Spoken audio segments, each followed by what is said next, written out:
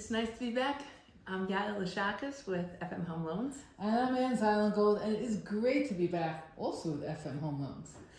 So we were just discussing before what our clients' biggest struggle right now. You know, aside from rates that we can't control, we can't control that, but it is a struggle. But the biggest struggle, what are you saying? I think that the biggest struggle is we have a lot of clients who want to buy homes, but they can't find a house to buy. Right. That's what I see also. So I have people that are fully pre-approved, ready to go. Their credit is ready, their income is, everything's there. They have the down payment, and they're running out, and the homes get snatched right away. It's just nothing available, no inventory. I call it the housing crisis. I think there's more of a housing crisis today than a mortgage crisis or any other kind of crisis. Because like you say, I have a lot of clients ready, willing to pay today's interest rates, today's mortgage payments, and they have the cash for down payments, but no house. So my first step was to yell at the realtors. I'm like, you're doing a poor job. You're not doing your job. You're not creating inventory. But the realtors explained to me, and I think that they're right, is that people that have 3% rates they don't want to sell so fast. The really problem is, I think, we could talk forever about problems, but I think there's a population explosion. Every year, more and more people are entering the housing market. So as soon as a house becomes available to sell, there's 2 or 3 people more entering the market. So it's... And then to top that off, so we have the people who don't want to sell because of rates. We have the much more people looking to buy. And the third thing, home building went down. Right, so I think that's the biggest problem. The biggest problem is not that the people don't want to give up the 3% interest rates. They don't have where to go, because now the housing we're still backed up we still have backlog since COVID, and the home builders are predicting a certain amount of projections of homes they'll be building in 2024, and it's not sustainable to the demand of new homes. So, and the interesting part is that I speak with a lot of developers because we do a lot of the construction loans on the development side, and they don't want to build. Right. They don't want to. Their risk is too high. The rate they're lending is high, and they're worried that. I've been seeing a lot of backlash from developers saying, I'm going to stay this out on the sidelines. I'm not rushing. There's a lot of because of high interest rates. It's not just our buyers who are paying more on their homes. There's a lot of behind the scenes detailed within the fabric of our economy that's being negatively affected by the rates. So you talk about a developer would rather keep a piece of land and just pay the taxes on land rather than be paying the high interest rates that cause, that's what you're saying, right? They're also worried about it. Over COVID, the cost of goods went crazy. It's not predictable to them. So somebody's making a business plan needs to know, I'm going to spend this and yield this. There's no answer to it. So it's speculative. So they're saying, let me just not take the risk right now. So that's also a factor. So we're dealing with all this, and I see people, the rents have doubled. It's going nuts. Are you seeing that? I see that. I see that, let's say this area where I'm in right now, I'm sitting in Rochel County right now, an average rental is over $4,000. I have a really sad story. A friend of mine that I went to school with called me 2 years ago. She was renting in an area she did not love, but her rent was $2,700, and she had a nice amount of children. Her husband was in school, a beautiful life. And her brother called her and says, listen, I want you to buy a house. I'll give you the down payment. It wasn't even lending. It was, I'll give you the down payment. Go find yourself something. So she called me all excited, and the payment was $4,100 for a house that was not perfect. She couldn't, and I said, just do it. You gotta start somewhere. And she goes, I can't go from $2,700 to $4,000 to a smaller house. I can't do it. Her brother said, do it. She didn't listen. She called me up last week telling me her landlord raised her rent to $4,100. And guess what? The money's not on the table. I think the brother's, the economy's not doing so well. She has nothing. And she can't afford the rent either. Now you have that story. I've been working with a client now for about 8 months. Also similar to your story, he's paying $1,500 rent. He has a very nice sized family. He lives in an 1,100 square foot house with a finished basement, which is very small for his family size. And his landlord told him 2 years ago that he wants him to move because he wants to basically knock it down and put up a condo. It's that type of house, you can put a condo there. And he started to look a little bit, but it wasn't really applicable to him. And then the landlord kind of backed down and didn't push it, so he lived in the house more.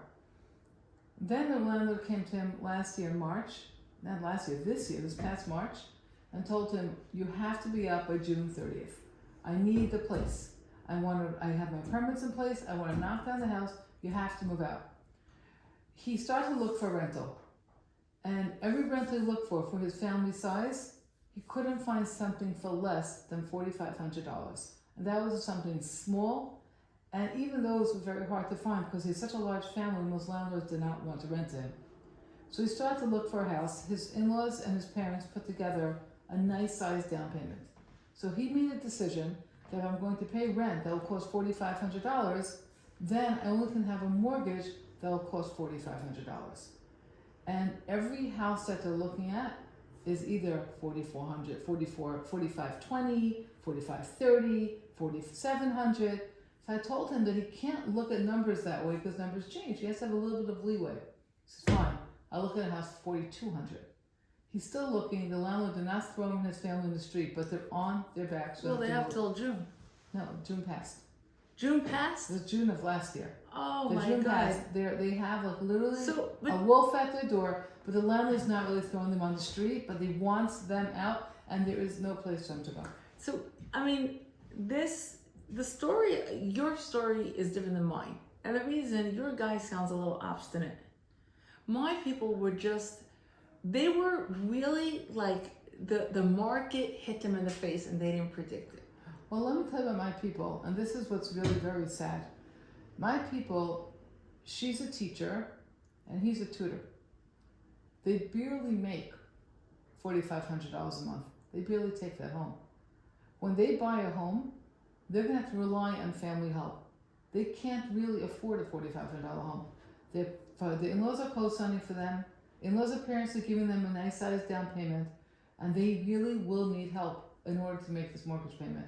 It's something that's not attainable. So he's being it's not responsible. It's not a choice. What they really should do is move someplace very far away where they can buy a house for $200,000. Yeah, they're not. Okay, so I like your guy because he's being responsible in his situation, but he's not realistic. Exactly. He's not realistic to the time. So that goes to another part of the equation. We have the other side. We have why do we have, I said, a housing crisis, not a interest rate crisis? Because we have a lot of people who are making enough money to afford these higher mortgage payments. I don't know. It's interesting because I'm doing loans for people. Their payments, young couples, are very high. It's very common now to see $5,000, $6,000 monthly mortgage payments. I don't think that I would want to pay that much money for my mortgage. No, I know that, but they're making a lot more money at that young age than we made when we were their age. But everything costs much more. My first car was $180 a month. You can't get a car now for $550, $600. Yeah, I hear you. And I had I didn't have I had a nice car. So let's not. You know what I had? I had a Beetle.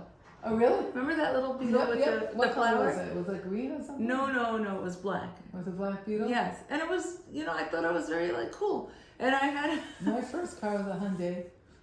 I remember that red Hyundai. I remember it. Oh my God. Yeah, those are the times. But anyway, so to somehow figure out and try to tackle this crisis, we did come up with a solution at FM Home Loans. It's exclusive to FM. I don't think any other company has it. It's a fabulous program. Fix and Live? Yeah, that's the one I was alluded to. So the crux of the program is, it used to be that there's a house that needs work. So a regular layman, me and you, we're not contractors. I don't want to be busy with this. This is not something I'm going to buy. And not only that, a regular person looking to buy, they have 5% to put down, 10% to put down. They don't have an additional $100,000 to fix up. And they have another issue. They can't afford 2 payments. They're renting, they're paying, let's say, $2,000-$3,000. Then they buy a house, and then they have to fix it up and pay the mortgage. Meanwhile, it's too costly. Well, you do know we have a lot of renovation programs. Those renovation programs, most of them you can build in the monthly payments while they're fixing the property up. I learned something very interesting a month ago, which I didn't know, but makes a lot of sense now that I know it, that of the loan category has the highest rate of the highest percentage of defaults in this country is the FHA 203K loan. That's interesting. I didn't know that. FHA 203K loan is a fabulous loan. I close roughly about one a month. It's a loan that gives the homeowner money to renovate the property.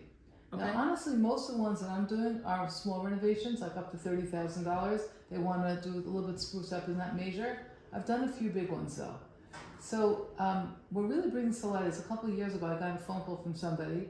He had a 203K loan. He had taken it from another bank, and he called me if I can help him. He was in the middle of fixing up his property, and his contractor had run off in the middle. He had hit the 1 year period. They give you like a 1 year to fix the property up, and he ran out of money and he ran out of time, and he now is in default on his loan. And he wanted to know if I can help him. And there's a lot of restrictions on doing renovation loans. Number one, he had exceeded the county limits. He couldn't get more in the FHA.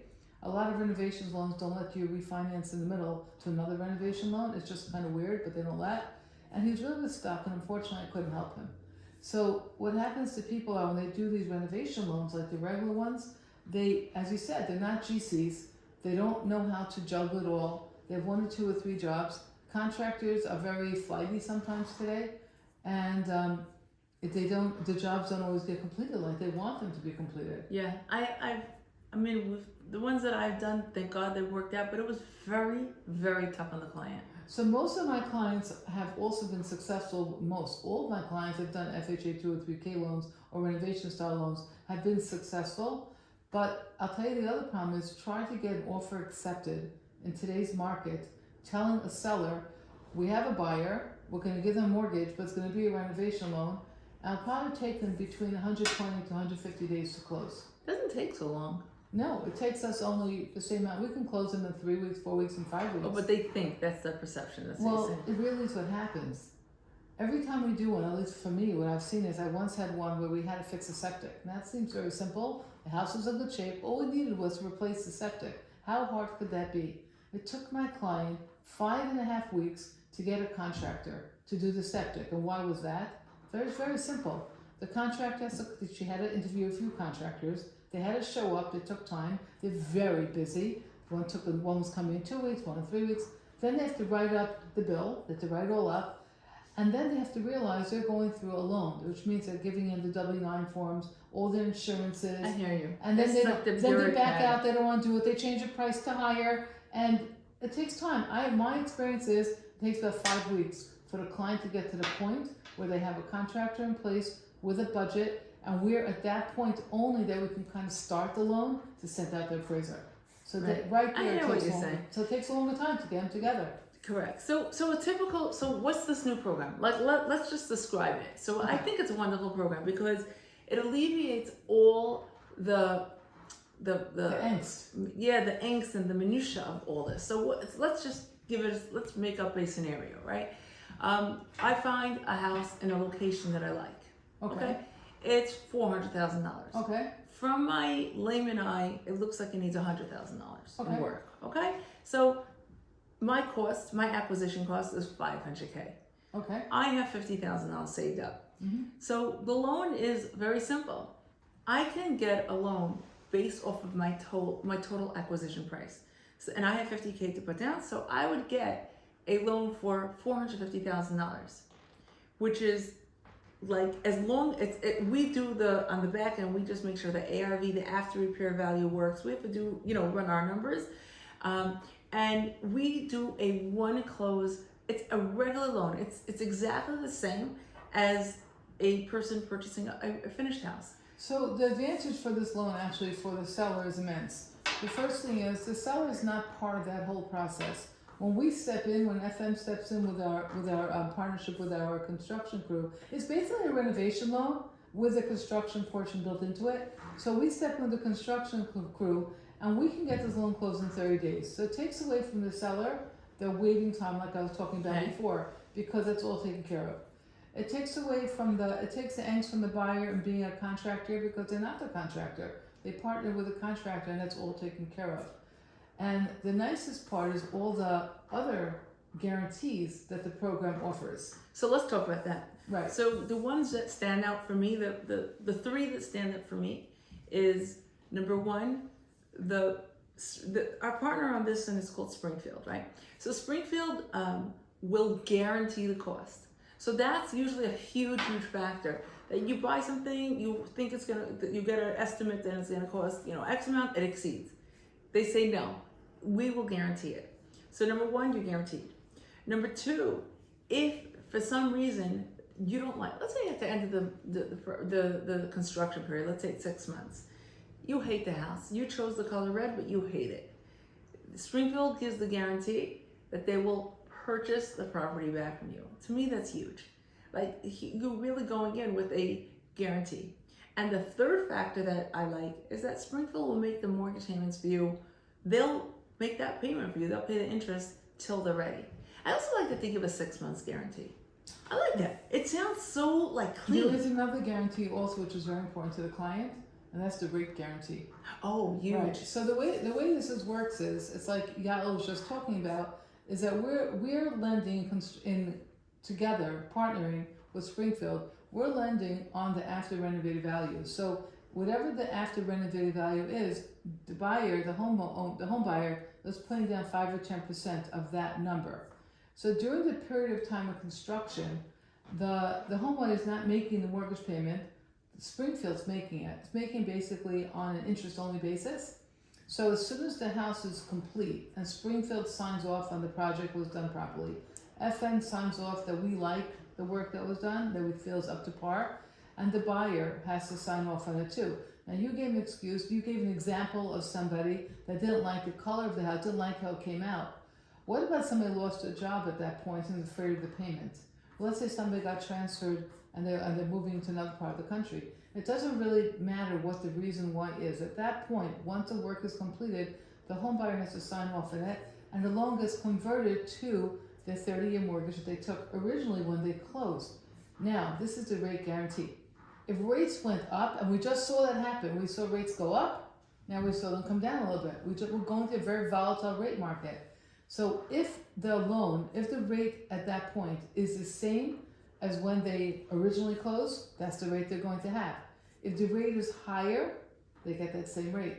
Wait, they get the original rate. The original rate. Okay. But if the rate is lower at that point, if rates dip, then we give them a float down, and they get the lower rate. That's a huge factor. So basically, today the rates are, let's say, 7.25. I close on this. I found the perfect home, and I closed it at 7.25. 6 months later, the rates happen to be at 6%. I get a rate of 6%. Yeah, you get a 6% rate. You get the float down, and besides that, additional to that, you don't do a new mortgage. You don't pay any more money. You don't provide new pay stubs. You don't provide new tax returns. That's awesome. You're not giving any more paperwork. You closed already. It's a one-time close. That's really wonderful. So this program, right, that's really what it is. So this program is it's our way at FM trying to help the community. This is not an investor program. This is not for somebody who is saying, hey, I could put 5% down and buy a house. No. We're trying to help. It's a community program. Well, so basically, when you look around at homes that are for sale, we've talked before about homes being snatched up. But let's be realistic. What homes are being snatched up? Homes that are cream puffs, homes that are move-in, homes in the hottest areas, and those are the ones being snatched up. But homes that need a little bit TLC, unfortunately, it's in the market. I was looking recently on Zillow. A house was on the market for 86 days. Another house was on the market for 111 days. So this is 3, 4, and 5 months. Why are these houses sitting? Usually houses sit for 3 reasons why. Price. One reason is price. Okay. It's really not a motivated seller, if you ask me. Correct.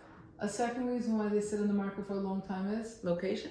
It could be location. Okay. And the third reason Is it the TLC? is a condition of the properties. So this is what we've been finding is that buyers are willing to pay today's rates. They're willing to pay today's mortgage payments, but they're not willing to really do work to a house. They're working. Well, it's not that they're not willing. They don't know They how. can't. They don't have the money. They can't. and all that They're stuff. working. They're working in order to pay $5,000 mortgage payments. The family is working high pressure jobs. Yeah. And I have to right now. I have 3 things I have to fix in my house, and maybe you can refer a plumber to me. I need a plumber because I have a great plumber. Oh, good, so you refer to me. And then I have a shower door that's broken. I have a couple things in my house. I really need a handyman for the day. Oh, so I know some good handymen. Okay, great. So I'm going to call you. You'll help me out with that. So basically, it's hard for somebody to go when they're so busy to call and interview a handyman. You know, let alone I have a construction crew. I just want to. You know what? Also, I find in my own house, I also have little things. Let's say I had a dishwasher that was like a drawer. I pulled it out because it wasn't working, and my idea was to replace it with a warming drawer. I never did it, and I just had like an open, empty space, and I got used to it. And then I realized, like, when people probably walk into my house, they probably say, like, "Hey, that's weird," but to me, No. So what happens? I actually talking about house and house maintenance. I actually have somebody that comes to my house like once every 4 months and does Really? a punch list. Yeah, That's call very him cool. down. But this guy can't do the plumbing part. I'm just saying that Oh, this is okay. what's going on. I have a plumbing something, but I'm just telling you that I know about it. I can pay for someone to fix it. But for me to call somebody down and find the right person, do the research, and just imagine doing a major construction job. Yeah. It's too much. It's very overwhelming. It's super overwhelming. And a lot of times people use, a lot of our young people especially, and I'm saying young, people are working for a couple of years, and I find that most of my clients are usually ones that they're either just about to start a family or they have 1 or 2 kids and they don't fit in the 2-bedroom apartment because they're having another one, and now is the time for them to buy something. That these people are wonderful, but they haven't saved enough to like really do the work themselves. Right, And they absolutely. just I see it time and time again. Every house is moving. They don't have to be gorgeous moving. Every house is moving, gets snapped up. A house that needs some work, they just set. They just sit. So that I think this program is really sometimes you see it. They say, like, how do you get further in business? You see a void, fill the void. You see a need, 100%. see a need. 100%. I think this really addresses huge need, and it could help a big portion of our clients. I think so too, and I'm very excited about it. I've been talking a lot about it to my realtor friends and to clients, and people are really, really excited about it. I just want to put it out there. If any of the realtors watching this podcast want us to come discuss it with your office, we could. I think it's unique. I have, I spoke about, I gave us a little bit of a lunch and learn to one of my realtor partners. And one of the realtors right now, he's taking out 5 clients at a time. This is what he did.